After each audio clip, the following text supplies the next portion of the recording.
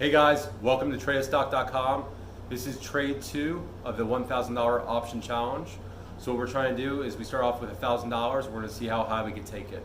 So what we did a Tesla trade. So let's check. Hey guys, this is trade 2 of the $1,000 option challenge. What we did, we started off with $1,000 and we're going to try to grow it. So the trade today was I just sold a Tesla vertical call. You could see that the stock hit almost $1,800. I ended up getting into the trade around like 1,500, so I saw it coming down on a high volume.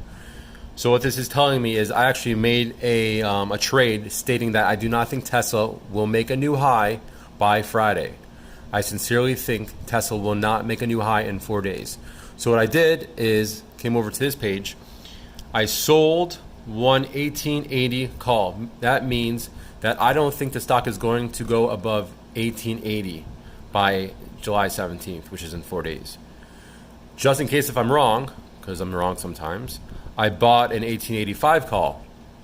Now what this means is if Tesla does not go above 1880, which is $1,500 right now, that means it has to make a new high and go up 80 bucks.